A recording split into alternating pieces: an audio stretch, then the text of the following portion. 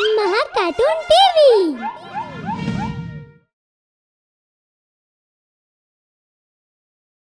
किसी जंगल में दो दोस्त, एक उल्लू और एक चिड़िया रहते थे। उन दोनों का घोंसला आमने सामने पेड़ों पर था, इसीलिए पास रहने के कारण वो दोनों बहुत अच्छे दोस्त बन गए थे। वो दोनों हमेशा अपने अपने पेड़ों पर बैठकर घंटों बातें किया करते थे।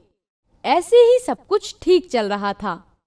एक दिन वो दोनों हमेशा की तरह अपने अपने पेड़ों पर बैठकर बात कर रहे होते हैं।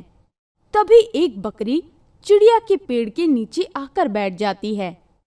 चिड़िया और उल्लू उस बकरी को कोई मुसाफिर समझकर नजरअंदाज कर देते हैं। लेकिन कुछ दिन बीतने के बाद भी जब वो बकरी वहां से नहीं जाती, तो वो दोनों उसके पास जाते हैं। बकरी बहन, क्या तुम कोई मुसाफिर हो या इस जंगल में रहने आई हो? मैं कोई मुसाफिर नहीं हूँ और ना ही अपना जंगल छोड़कर यहाँ रहना चाहती हूँ। तो इतने दिनों से तुम इस पेड़ के नीचे क्यों बैठी हो? ना कहीं जाती हो और ना ही कुछ खाती हो। क्या तुम बीमार हो? मैं बहुत बीमार हूँ। कुछ दिनों पहले आए तूफान में मेरा सारा खाना खराब हो गया। जिसके बाद मैं खाना ढूंढने के लिए इधर उधर भटकने लगी।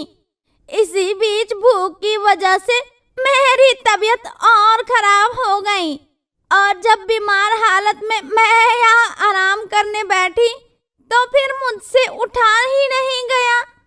लेकिन अगर तुम बिना कुछ खाए इसी तरह बैठी रही तो तुम्हारी तबीयत और भी खराब हो जाएगी।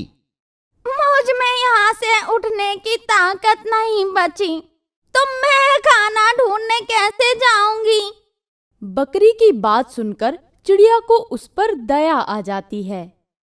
बकरी बहन, तुम चिंता मत करो, आज से मैं तुम्हारे लिए खाना लाऊंगी। चिड़िया की बात सुनकर उल्लू हैरान हो जाता है। इसके बाद जब वो दोनों अपने अपने पेड़ों पर जाकर बैठते हैं, तब उल्लू दबी आवाज में चिड़िया से पूछता है, तुमने बकरी से ऐसा क्यों कहा कि आज से तुम उसके लिए खाना लेकर आओगी? उस बकरी की तबीयत बहुत खराब है, इसीलिए उसकी मदद करने के लिए मैंने ऐसा कहा। कुछ समय बाद जब उसकी तबीयत ठीक हो जाएगी, तब वो खुद अपना खाना तलाश लेगी। ऐसा कहकर चिड़िया वहां से उड़ जाती है। कुछ देर बाद वो अपनी चोंच में घास के कुछ टुकड़े दबाकर लाती है। थोड़ी सी घास देखकर उल्लू उससे कहता है, इतनी बड़ी बकरी के लिए तुम ये लेकर आई हो? इस घास से इस बकरी का कुछ नहीं होगा। मैं जानती हूँ, इतनी घास से बकरी का पेट नहीं भरेगा, लेकिन मैं उस बीमार बकरी की मदद करने के लिए जितना कर सकती हूँ उतना तो कर ही रही हूँ ना। ये सुनकर उल्लू को खुद पर शर्म आती है। वो चिड़िया से माफी मांगकर वापस अपने घोंसले में जाता है। इसी तरह चिड़िया हर रोज बकरी के लिए थोड़ी थोड़ी घास लाती रहती है।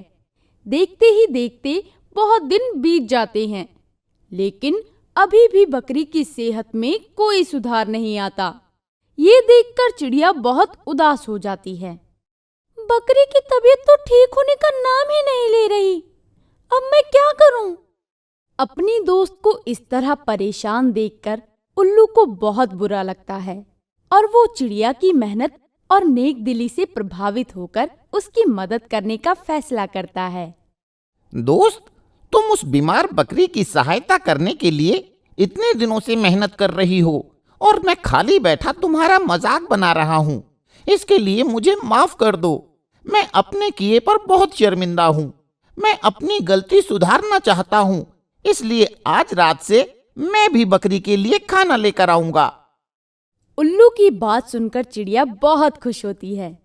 अब वो दोनों बकरी के लिए खाना इकट्ठा करने लगते हैं। एक रात घास इकट्ठा करते हुए उल्लू को खेत में पॉलीथीन गिरी हुई मिली। पॉलीथीन को देखते ही उल्लू को एक तरकीब सूझी। थोड़ी थोड़ी घास अपने पंजों में दबाकर ले जाने से अच्छा है मैं घास एक जगह इकट्ठा कर उसे इस पन्नी में भरकर बकरी के पास ले जाऊं। इससे कम समय में बकरी के लिए बहुत ज्यादा खाना इकट्ठा हो जाएगा। ये सोचकर उल्लू जल्दी से पॉलीथीन उठाता है और सारी घास को एक जगह इकट्ठा करके उसे अपने पंखों की मदद से पॉलीथीन में भर लेता है। फिर पॉलीथीन को अपने पंजे में दबाकर उसे बकरी के पास ले जाता है। अगली सुबह उल्लू पिछली रात की सारी बात चिड़िया को बताता है। कल रात मुझे बकरी के लिए खाना इकट्ठा करने के लिए एक बहुत अच्छी चीज मिली। उसकी मदद से हम कम समय में बकरी के लिए बहुत ज्यादा खाना इकट्ठा कर सकते हैं।